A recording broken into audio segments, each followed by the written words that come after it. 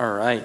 So as Tyler said, we are in the book of Hebrews all the way over in chapter 12, beginning in verse 3. Again, if you're new with us, we work through the Bible one verse at a time. So we've been in Hebrews for a little while. And last week we were looking at Hebrews 12, verses 1 and 2. And so now pick it up in verse 3. So it'll be fitting for us to do a bit of review. A lot of the epistles have a similar feel or structure. And the more you read the epistles and kind of get familiar with the structure, you'll see this as like repetitive and normative. Typically there's some kind of introduction. If it's a Paul's letters, I'm praying for you. And then there's a gospel presentation and dealing with something that's happening on the ground. That's often what happens, right? So gospel presentation. And then towards the end of the letter, it moves over towards therefore, implications. Let's do this now.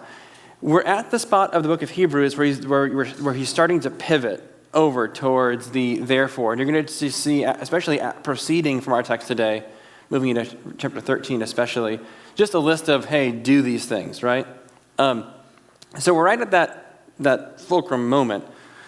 But looking backwards, the author of Hebrews they're a Christian Jew or a Jewish Christian. What we mean by that is that they are culturally or by heritage Jewish, and they are by faith a Christian. So they see Jesus, and rightly so, as the Messiah, as the Lord, but they are Jewish by lineage and heritage. And this author is speaking to other Christian Jews who are very proud of being Jewish historically, right? Meaning in their history or their lineage. And the fundamental push of the letter up to this point, which is the lion's share of the letter, is look at who Jesus is and what he's done, and don't give up. Don't go back to simply being Jewish, right? Stick with Jesus as the Messiah. And it would seem, as you work through the letter, that they've been facing persecution, things have been hard for them, and that they are maybe leaning to that way. And so on the way through these first 12 chapters, there's a number of warnings, right? The first warning is, hey, don't be like Israel who came to the promised land, and although they began with faith, they ended with works, and it went poorly for them. Or don't get sluggish in your pursuit of the Lord and your pursuit of knowing him and being closer to him. Or again, after all that Jesus has accomplished to purchase your drawing close to God, don't just walk away. And the warnings tend to get more severe in nature. But all of that is really just is lending itself to the similar conclusion of persevere, and don't not persevere, right? And the putting your hands on what it looks like to persevere, the actual action step to persevere is trust or faith, right? Which is why at the end of, all through chapter 11, at the end of this whole section, he gives this whole history of the people that they're most proud of in their history, right? The people that they look back on and they say, these people are impressive.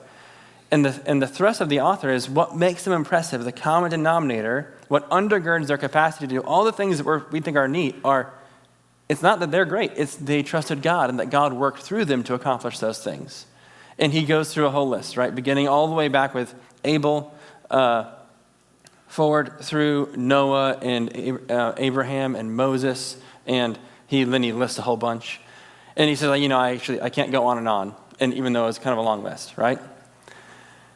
And then he finishes, by the time he gets to chapter 12, he says, in fact, these people that we're proud of are the same people who are looking in on us as we run our race of faith. And so persevere. It's almost like you're running a race. Stay the course. Keep running. Let's go. And that's kind of been the push. And as we get to chapter 12, and he's saying this, he observes that there are some risks to them as they run the race of having faith and trust in the Lord. And fundamentally, the risk is sin. Firstly, sin inside. So the first two verses of Hebrews 12, to throw off the sin that clings. You can imagine someone trying to run a race and someone else holding onto their legs, their feet, kind of like laying on the ground. You can have the picture. It's hard to run like that, right? He seemed like, get rid of that, right? And he says, look to Christ. And that's sin inside. And then when you get to verse 3, and we're going to read this today here in a bit, he then looks at sin outside and how it bears down on us and how it impacts our capacity to have trust and faith in the Lord. And the big way that it impacts us is sin outside of us results in suffering for us. And the first example of this is Jesus. And it kind of segues into the big risk to our faith, which is suffering, right? That as we suffer in our pursuit of the Lord, it compels us, it can push us and press us to not trusting the Lord. And he's saying, and the whole of our text today is seeking to engage that concern. So, a few things to note about suffering, and I wanted to list this, and I realized it feels a bit like fire hose of a list. But I wanted us to see this because I honestly think that our text is going to engage all of this stuff.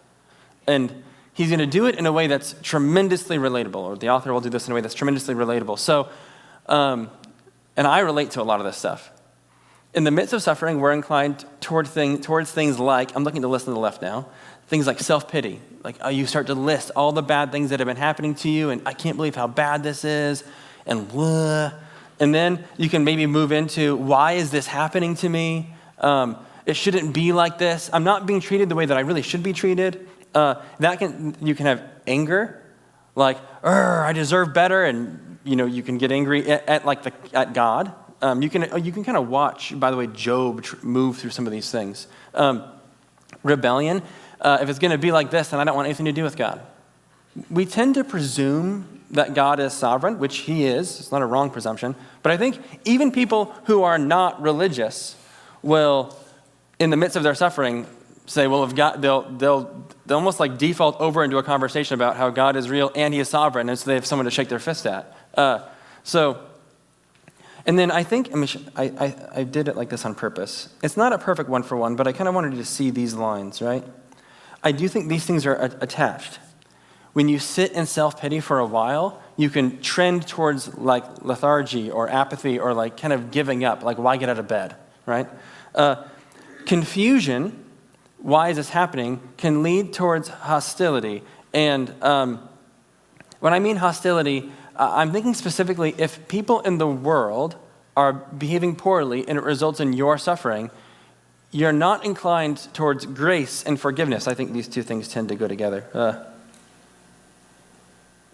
And so, like unforgiveness, hostility, people who experience a lot of suffering really tend to cling to justice. People who experience less suffering, on the average, tend to cling to grace and mercy, meaning specifically about the character of God, right? Think about Jonah, who does not like the gracious, merciful component of God's character. I knew it. I knew that if I went and preached to Nineveh, you're going to forgive them because you're a merciful God, not quick to anger, quick to forgive. He doesn't like that about God.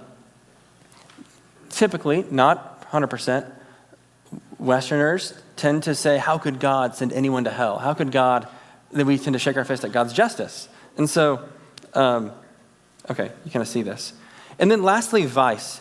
And here's what I mean by vice in the context of suffering. We're just miserable, right? And then what we end up doing is we kind of self-medicate with what immediate pleasure, which translates into vice, right? Of all kinds. It can be sexual vice. It can be like shopping, gambling. Sometimes it's things like lying or storytelling. You name it. We're kind of across the board as a people.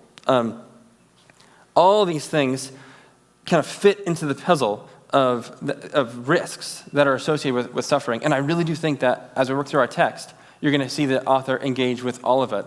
And listen, and I don't think that this is everything that the Bible has to say about suffering, right? It's just this one section. So let's read this. We'll do the verse by verse. And I'm hoping that by the end, you're going to see like, oh, wow, he covers a lot of ground. This author covers a lot of ground.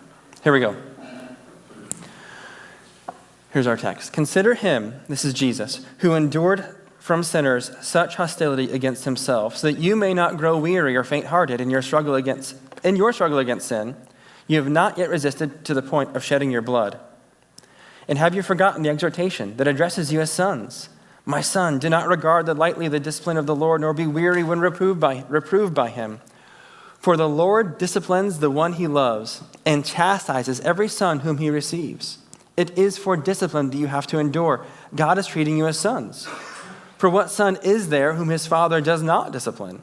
If you are left without discipline, in which all have participated, then you are illegitimate children and not sons. Besides this, we've had earthly fathers who disciplined us, and we respected them. Shall we not much more be subject to the Father of spirits and live? For they disciplined us for a short time, as it seemed best to them, but he disciplines us for our good, that we may share his holiness. For the moment, all discipline seems painful rather than unpleasant, but later it yields a peaceful fruit of righteousness to those who have been trained by it. Therefore, lift your drooping hands and strengthen your weak knees, and make straight paths for your feet, so that what is lame may not be put out of joint, but rather be healed. Strive for peace with everyone, for holiness, without which no one will see the Lord. See to it that no one fails to obtain the grace of God, and that no root of bitterness springs up and causes trouble, and by it many become defiled. That no one is sexually immoral or unholy like Esau, who sold his birthright for a single meal. For you know that afterward, when he desired to inherit the blessing, he was rejected. For he found no chance to repent, though he sought it with tears. So this is our text. I'm just going to jump right in here. And looking at verses 3 and 4, the author says, consider him, this him is Jesus. It's the same one that's being talked about in verses 1 and 2, where the exhortation is very similar. Consider Jesus, right? Consider Jesus who endured from sinners such hostility against himself. Now, here's what I want you to see. The enduring that Jesus is doing is directly related to the sinners outside of himself, right? Other people are sinning, and now Jesus has to endure. Can I see that? And then he says this, in your own struggle against sin. These things are related. Here's what I want you to see. In verse 4, when he says, in your own struggle against sin, he's likening it to the struggle that Jesus had, which was against sin in other people, which results in things that he has to endure, right? And so this isn't talking about you contending with your own sinful inclinations. The Bible does engage this. In fact, the first two verses were about that. That's just not what this is about. And by the time he gets to verse 7, I'm going to jump ahead a little bit just so you see this. It is for discipline you have to endure. He's going to really lean into the enduring component, right? So he's going to lean into the suffering concept, not just in dealing with sinners outside of yourself, but suffering kind of broadens the scope, because you sometimes have to endure things that don't have anything to do with the suffering that has resulted from other people sinning. I feel doubly confident about that because of one of the other places in the Bible that explicitly engages with this topic, God engaging with us as sons, and therefore we have to endure discipline. And the discipline in question is hunger and the elements, so not the sinning of other people. And I'm going to read that to us in a bit. So I'm going to set the stage here. But going back to verses 3 and 4, it says, consider Jesus and all that he had to endure from sinners, so that these statements, as a note here, I presume, I think I say this often, that we're going to forget most of whatever I talk about on Sunday, any given Sunday by lunch or so. Maybe worse so today because we're into the annual meeting right after, and you're going to leave thinking about balance sheets or something. So what I really hope we get over time is like this way of reading the Bible, right? I want us to learn how to read the text so you can read it on your own. So I really want us to lean into statements like this, so that, right? This is why. Consider Jesus, here's why. And everything he had to suffer through, why? So that you may not grow weary or faint-hearted. Why would we grow weary and faint-hearted? In your own struggle against sin, you have not yet resisted to the point of shedding your own blood. Okay, so I want to ask the question, what is the relationship between this so that and not growing weary and faint-hearted and this statement here, not yet resisted to the point of shedding your own blood? Here's what I think he's saying. He's saying, sometimes when you're enduring suffering, when you're enduring stuff, there is a temptation towards growing weary and faint-hearted. And here's why I think we do this. We trend towards self-pity. I know this is definitely true about me. I honestly think I would borderline call this an addiction. Not everyone has it, but I think you can get addicted to self-pity, to where you're almost like you're feeding yourself by going over the narrative over and over and over again, listing over and over again all the bad things that have happened over the last timeline, right? And sometimes we'll even go tell other people so that they can give us like kind of a hit, if we're being true. Oh, I'm so sorry. That's so hard. Wow. And he's saying, You know what's good medicine for that? Like, think about Jesus. And then he says this, you've not yet resisted to the point of shedding your own blood. I think what he's saying there is, if you're reading this, then you're not dead yet, which means Jesus has it on you, right? Jesus suffered worse than you. And when you think about the broader picture of what's taking place in the book of Hebrews, he died of his own volition for our sake. He didn't have to do that. Like, he's on the throne in heaven, like, he'll never die unless he chooses, by a tremendous miracle, by the way. We're kind of surrounded by Christmas still, to make himself a mortal human being. And so I think what he's saying is, like, consider, first of all, in your own struggle against sin, first of all, keep your eyes on Jesus. It's going to guard you against this self-pity thing, right? I used to do some homeless ministry, and it really is true that if you feel bad about your circumstances and you go spend time with somebody who, data point 1, has it objectively harder than you do, and data point 2 is genuinely joyful, those two things together, it does make it more difficult to hold on to your own self-pity. Immediately before this text, Jesus, who for the joy set before him endures the cross and scorns its shame, that's the immediate runway for this. So this is where he starts. First of all, I realize that suffering is a danger to your race of trust in the Lord. But let's keep our eyes on Jesus, and the first thing that'll help us with is self-pity. And it's going to move us to verse 5, where he's going to talk about God disciplining us as children. Now, before we get there, though, I want to preface this. I need to be fast because we're going to run out of time. We're about to read a text where the Bible is going to answer one of the why questions on suffering. But I'm saying this one of statement because it's not the only place in the Bible that addresses why suffering, right? And what can happen, and it's like the Christian theology Dunning-Kruger effect, you find a verse that answers the why question, and you think you know everything the Bible has to say about suffering. This is the why for every case and every time. You say, well, the Bible has a lot to say about suffering, and the reality of suffering in this present age is that it is complicated. And yes, it all is going to go back to sin at the fall, right? And it's all going to get resolved at the resolution of all things when sin is finally dealt with and all of its consequences, and he wipes every tear from our eyes, and there'll be no more crying or pain or death, and all those things are going to be made new. And like those things are passing away and everything is made new. So yes, that's probably your most simplistic answer. But other than that, there's a lot of reasons for suffering in the text. And it's easy to get an overly shallow and unnuanced theology of suffering, and it can be detrimental to us, especially when we're making disciples and we're engaging with suffering on our own. So I'll quickly just give you a few examples of this. You think about Lazarus, and Lazarus gets sick, and his siblings, Mary and Martha, are like, why? If Jesus was here, this wouldn't happen. He wouldn't die.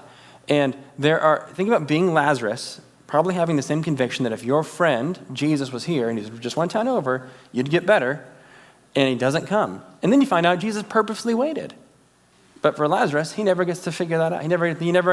He just dies. He just gets sick and dies. That's it.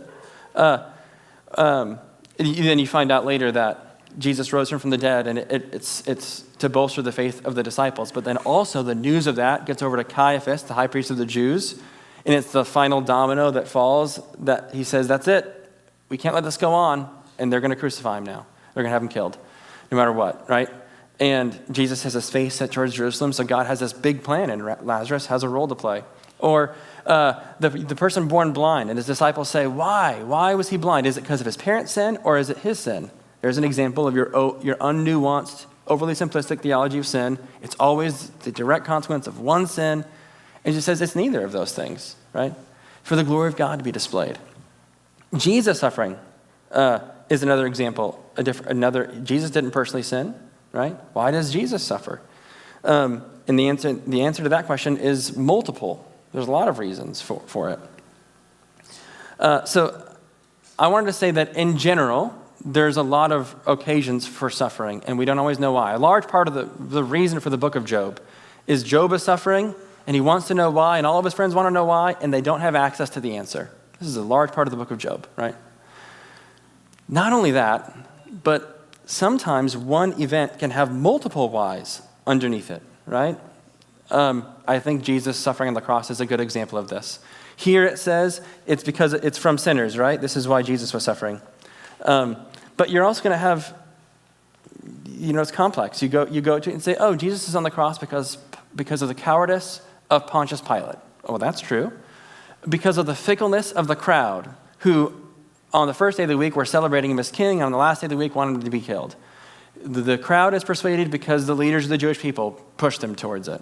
The leaders of the Jewish people are in that position because Caiaphas, their leader, made the decision. And that all goes back to Lazarus, and we could go back. There's all these different things, but it doesn't even include, for God so loved the world that he gave his only son, that whoever believe in him would not perish but have eternal life, or the joy of Jesus to have us. All of these are real whys for one event. And so I wanted to labor this because I don't want us to have a sloppy theology of suffering, and because we can do damage with that. Okay? That all being said, what we're about to say today should be in the kit, right? Okay, let's read this. Have you forgotten the exhortation that addresses you as sons? My son, do not regard lightly the discipline of the Lord, nor be weary when reproved by him, for the Lord disciplines the one he loves and chastises every son whom he receives. It is for discipline that you have to endure. This verse here is just so big. It is for discipline that you have to endure. God is treating you as sons. For what son is there whom his father does not discipline? If you are left without discipline, in which all have participated, then you are illegitimate children and not sons. Besides this, we've had earthly fathers who've disciplined us, and we respected them. Shall we not much more be subject to the Father of spirits and live? For they disciplined us for a short time, as it seemed best to them, but he disciplines us for our good, that we may share his holiness. For the moment, all discipline seems painful rather than pleasant, but later it yields the peaceful fruit of righteousness to those who have been trained by it. Okay. At a high level, here's what he's saying. One of the reasons for our suffering, because he presumes that God is sovereign, by the way. He just presumes it. He doesn't get into it. It just is presumed. And he's right? He's not making a wrong presumption.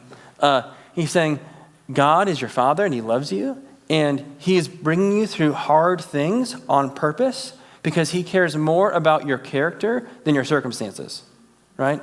He cares more about the person you're becoming than how you feel right now, which is how every good parent engages with their children, right? And I love this illustration because he labors it a bit, and I think we're going to see as we work through verse by verse that it's not without purpose. But for every parent, it's tremendously relatable, right? Like, kids come out of the womb, and I love my kids, by the way, for the record. And if you ever listen to this, girls, I love you so much. But like, kids come out of the womb, not the best. Like, there's a lot of things that are just like built in that, and we say that like in general, but I want to get specific about things that I think every kid has built in that you'll start to see happen, especially if you've got two of them at once, all right? So, for example, sharing, right? Like, you need to teach your children to share because we're inclined towards not sharing. And we all tend to agree with this one, but let me get even more specific. Here's the thing that's just like baked into, I'm convinced, every human being. You have something and it's yours, but you got something else and you move on to the next shiny thing. And you just like leave it on the shelf. You could leave it on the shelf for who knows how long. Your sibling comes along and they start to enjoy it, and no, absolutely not. You cannot find pleasure in my things. And as soon as you want to play with it, I want to play with it instead of you. And honestly, it's not even about playing with it. I just don't want you to be happy. Wow. Right? Wow. You see it, and it's like, if you're a parent, you're both like, oh, I don't want you to be like that. And it's a little bit embarrassing. Like, did you learn it from me? Or like, what is happening? Or here's another one. The children have this baked in. Someone else gets a good thing that makes them happy. And your knee-jerk response is not, oh, good, I want you to be happy. It's, life isn't fair. I should have that, right? Immediately. We're liars. We're aggressive. We bite and spit and punch and kick out of the gate, right? You don't teach it. It just happens. And so what do? You're a parent. Well, let me tell you what you don't do. If your goal as a parent is to make your child happy in every moment, no matter what, we know that will ruin a person for their whole. We actually have a saying, spoiled rotten. Now, it's become a kind of a cliche saying, but think about what we're saying.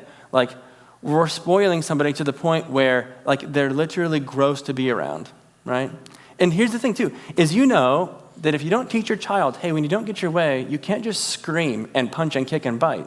You know that you can't do that because if you leave the home and behave that way, even at a very young age, it just doesn't go well for you. Society won't embrace you. And frankly, we don't want society to embrace that because if society embraces that, society won't be good, right? And so both for their sake and for like society's sake, we need to tell them to not do that.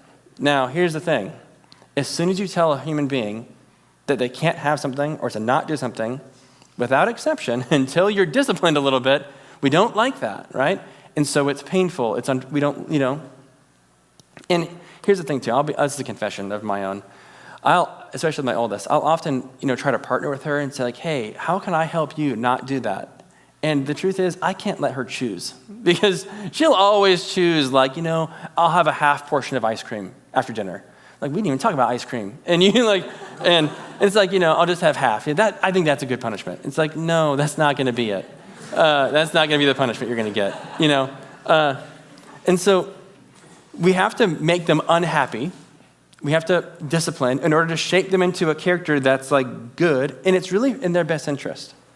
And he's saying, look, this is true for all of us. It's just at a bigger scale and for a longer period of time. And God is your parent, and He really does love you. And yes, I know it's unpleasant, and I know child ever likes it. And think about the scale of understanding between a child and a parent.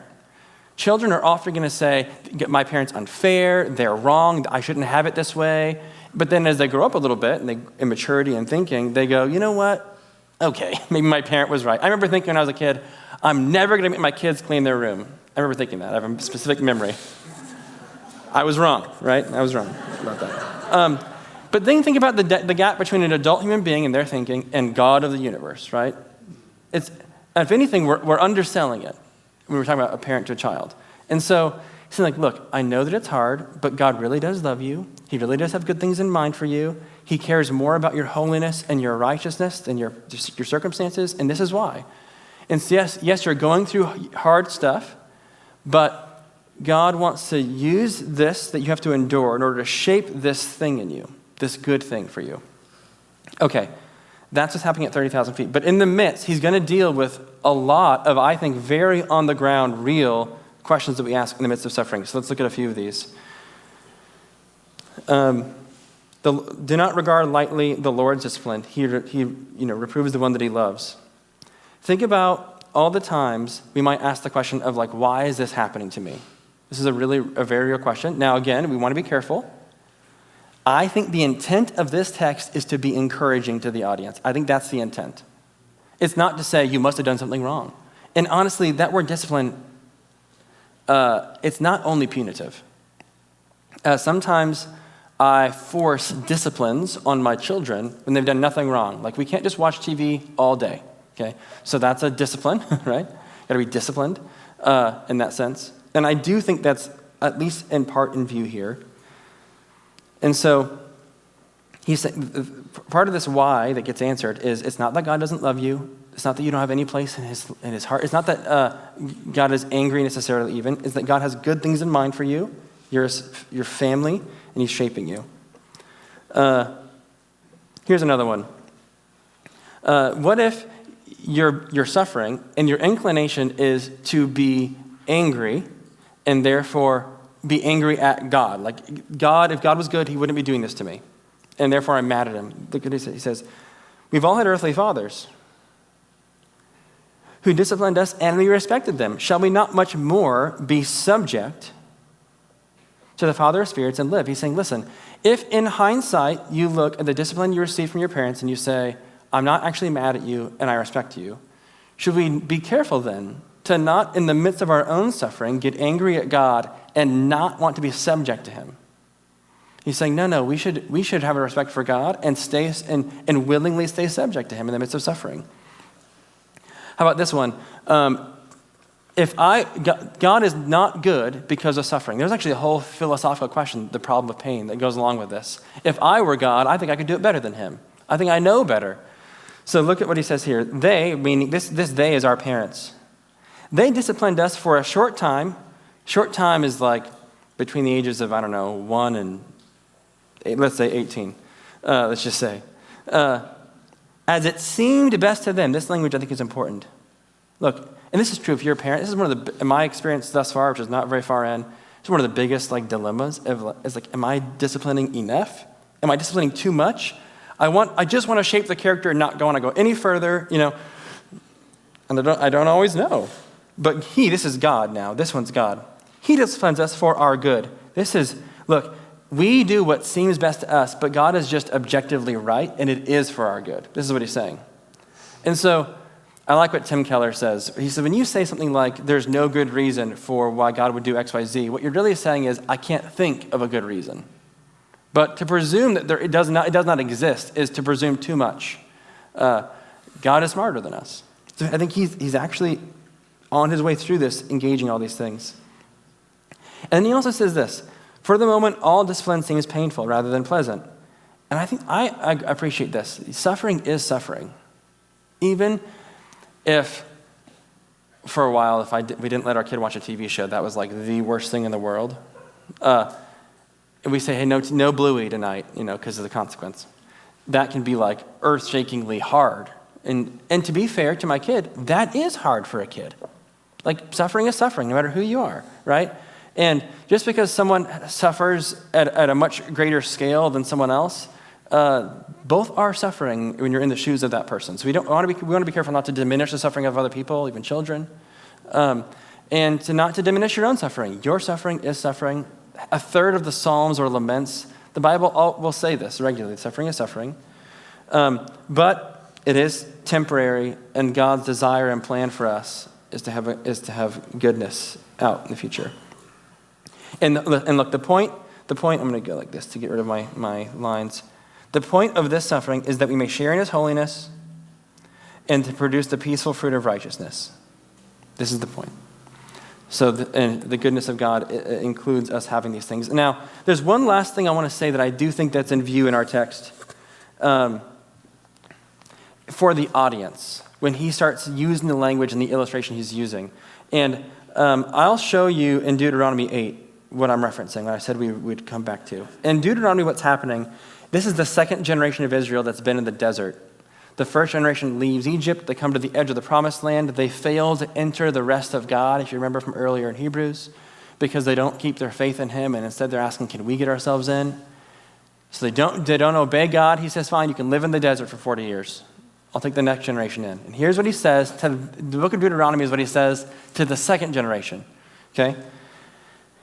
You shall remember the whole way that the Lord your God has led you these 40 years in the wilderness, that he might humble you, testing you, to know what was in your heart, whether you would keep his commandments or not. And he humbled you and let you hunger, and then fed you with manna which you did not know, nor did your fathers know, that he might make known to you that man does not live on bread alone. This is what he's teaching them. He's shaping this in them, right? Through letting them hunger and then feeding them by taking care of them.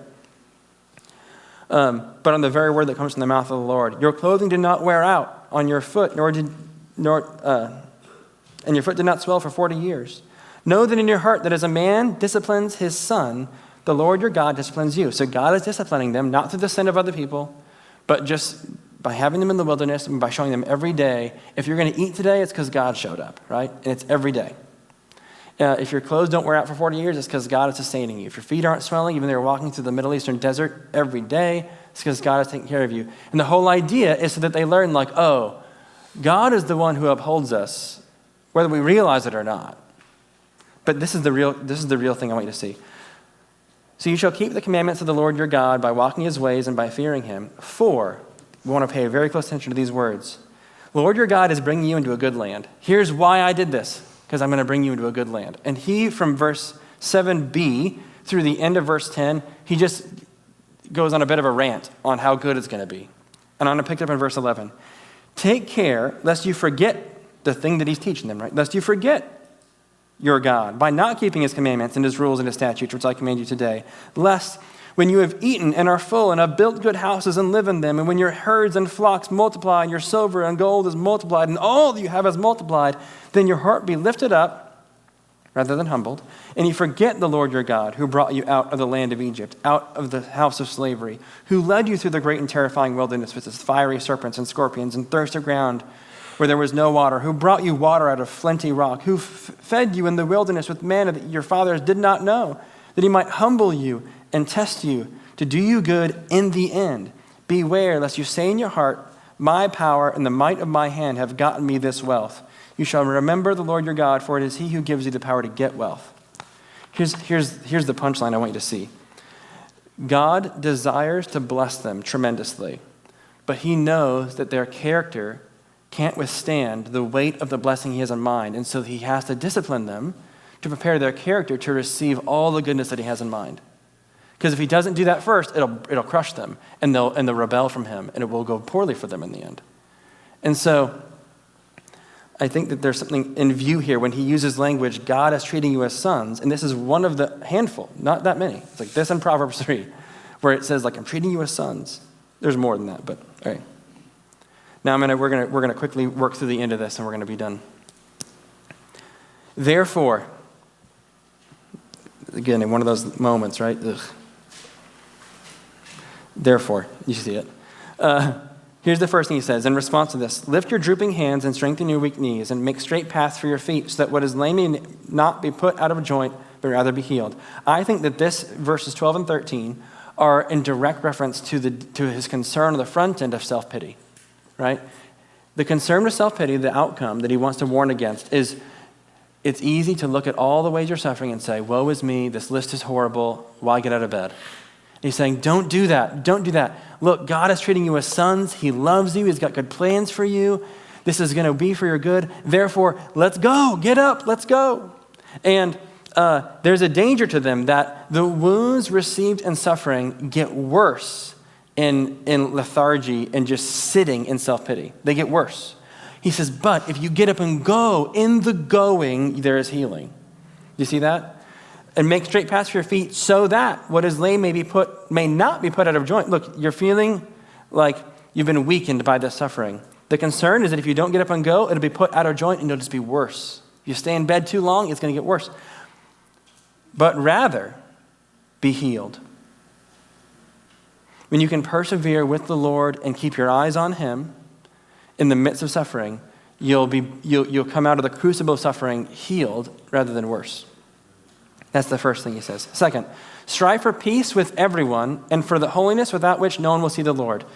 Now, again, the context for Jesus that he mentioned in the front end, and for them, he mentioned that they're being persecuted and they've had their possessions stolen, things like this. I think what's being said here is, hey, you've suffered. Some of that has been at the hands of other people. Strive for peace with them, right? Strive for peace. I like the language of Romans 12. And as much as it depends on you, be at peace with all people. But the verse that precedes that, chapter 12, verse 17, that was verse 18, is don't repay evil for evil, right? And so the notion is the temptation for those who are suffering at the hands of other people is to shake your fist at them and to be hostile towards them. He's saying, don't do that. And as much as it depends on you, be at peace with them. But look, and for the holiness without which no one will see the Lord. This word holiness means being set apart. Peace with them, but don't be like them, right? Not at the expense of holiness. A temptation during the time of suffering. Okay, here's the next one. See to it that no one fails to obtain the grace of God. Now this is interesting. Here's this little colon here. And there's two colons. I think both of these statements that are going to come out are going to be attached to obtaining the grace of God. Here's the first one. That no root of bitterness springs up and causes trouble, and by it many become defiled. Here's what can happen. I think that if you're married, I think you probably will be able to relate. If not, probably still, but especially if you're married. What can happen is when you're spending time with sinners, when you're married, you're sinners, right? Is the other person you're with can make a mistake, right? And maybe in the first time you overlook it because of how gracious and forgiving you are, right? But then they make a similar mistake again. And then, but in your heart, what's happening is it's adding up. And this happens, it's not just marriage, it's all over the place, right? I'm sure I make the same mistakes regularly.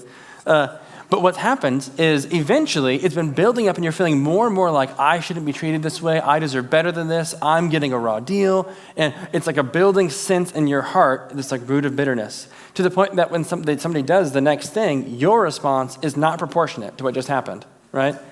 It's the sum of all this stuff, and it's now this, right? But the truth is, we're the ones who've been fostering unforgiveness. We're the ones who've been letting this like root of bitterness like fester and grow, and it's hurting our relationships. And sometimes, by the way, it doesn't even blow up on the person that did the stuff, right? And so I think that's what he's saying is, don't let that happen. I like the language of 1 Corinthians 13, that love keeps no record of wrongs. Okay, so this is one of those things that can happen, and it's especially tempting during suffering, right? I'm getting a raw deal, and now this. And here's the next one. This one's a bit trickier to get to. That no one is sexually immoral or unholy like Esau, who sold his birthright for a single meal. For you know that afterward, when he desired to inherit the blessing, he was rejected, for he found no chance to repent, though he sought it with tears. Okay, you read that, and here are the questions I think we should be asking as readers of the Bible. What does Esau selling his birthright for a meal have to do with sexual morality? What does that have to do with obtaining the grace of God? What does that have to do with suffering? And I think it looks like this. Okay, if you go back to what's happening with Esau. Esau has been hunting all day. He's been hunting for a while. He is hungry. And he comes in, and it's almost like his stomach is proverbially or metaphorically yelling at him like, feed me, right? He comes in the room, and his brother is making a meal. And he's like, give me that food. His brother says, I want your birthright. Now, Jacob is not, you shouldn't read that and think Jacob is great. That's not great, okay? He's a deceiver. His name. Okay. And he thinks, what use is the birthright to me if I'm dead? I better eat right now. Now, is he really going to die right that minute? Probably not, right? And so here's the point, though. He forgoes what is in his long-term best interest in order for him to immediately satiate himself. And in that way, it looks like sexual immorality and other kinds of unholiness, right? Where we know that what our vices, whatever we're inclined towards that's sinful, is not actually good for us. Like we're with Paul. Why don't I do the things that I want to do? And I know that I want to do what God wants me to do, and therefore I agree that the law is good, right? But I don't do that. Well, why? And James says we're dragged away by our own desires. So here's what's happening. You know what's in your long-term best interest, but you forego that for to immediately satiate your stomach. And interestingly, even 1 Corinthians 6 likens sexual morality to obeying your stomach like it's your God, whatever your immediate desire is. And so he's saying, look, don't be like Esau, who forgoes when it's in his long-term best interest for the sake of satiating immediate desires. And that looks like being sexually immoral or all kinds of unholiness. And that is failing to obtain the grace of God. The grace of God. It's by the grace of God that we don't have to be a slave to sin anymore, right? This is the whole point of Romans 7 and 8. That without the grace of God, everyone who sins is a slave to sin. But God, by his grace and through the power of his Spirit, empowers us that we don't have to say yes to our stomach. And yet, when we're suffering, we're inclined towards self-medicating with immediate pleasures, which looks like vice, and it's really at our long-term best interest. And he's saying, look out, especially when you're suffering. Look out for your vices. Okay. So, overall, there's a lot to say about this text. And actually, I'm actually going to go to a different slide. There's a lot to say about this text. But I want us to think about this at 30,000 feet again. He's saying, look, in light of who Jesus is and what he has done, persevere and trust and faith in him. And there are some real dangers to you ongoingly persevering, to running this race. The first is sin that starts inside, right? And the second is the sin that's outside and all the suffering that it brings. And it can eventually get towards rebellion on the inside. He says, he's saying, look out for things like self-pity. Know that you are his child and that God loves you. You need to trust him and know that he knows what's in your best interest. You need to be subject to him like we are to our parents. In hindsight, we respect them for it. And to put, to get out of bed and let's go, verse 12, and be healed. To be at peace with all people, which I think covers this hostility, forgiveness, and to be careful about vice, to get an immediate escape for a short term at the expense of long-term health and well-being. And I think he's covering quite a bit of ground in this text. And he's saying, because look, all this translates into threat to your ability to persevere in faith and trust in the Lord. And the real thing he's saying is not simply the way that you avoid all this is by knowing it's all going to be out there and looking out and being clever. He's saying, here's the answer to all this. Consider Jesus. Keep your eyes on him. He is going to be your help. He's going to be the way that you safeguard against all these things. Yes, be wise that all those things are a risk or a danger, but spending time with the Lord, time in the Word, time in prayer, and keeping your eyes on him will guard you against these things and guard you well. Just trying to white knuckle and discipline and avoid all that stuff that's not the grace of God. That's the flesh, to use Paul's language, right? Lean into the grace of God, lean into the Lord. Now, we're going to transition into a time of communion. And I think this is a good opportunity for us to take hold of the primary exhortation of considering the Lord and the hostility that he faced at the hand of such sinners. And to put into context what is, to be clear, real suffering that we go through. And as a note, and if you're not going through suffering right now, I want you to know you're at a pretty significant advantage. What I mean is the ideal is to build out a robust theology of suffering when you're not. Because when you're in it, the room is spinning, and it's hard to know what to take hold of. So I would still encourage you to still do this. So we're going to come to the table. The table is, for those of us who are especially if it's your first time here at Exit, this is remembering the night before Jesus goes to the cross. He's with some of his best friends and his disciples, and it is the Passover meal. It's remembering the time when Israel is brought out of Egypt, out of the land of slavery, and the way that he brings them out, and through all these amazing signs and miracles and power of God on display, and the last of them is death. Death is going to come through the camp and take all the firstborn of every family. And but if you're in Israel, God allows, take a spotless lamb and it dies instead of you, and you put its blood over your doorposts, and when the angel of death passes through, he'll see that this house has already been paid for. And he passes over that home, and they're spared death. And he says they're eating this meal to remember this, where the meal was they actually are eating the Passover lamb, and he says, this is me. And he takes and he breaks the bread. And he says, take and eat. And as often as you eat together, I want you to remember what I've done for you. And he is going to break on our behalf so that death passes over us and we're spared. And similarly, he takes the cup and he pours it out. And he says, this is the blood poured out for the forgiveness of sins, a new covenant.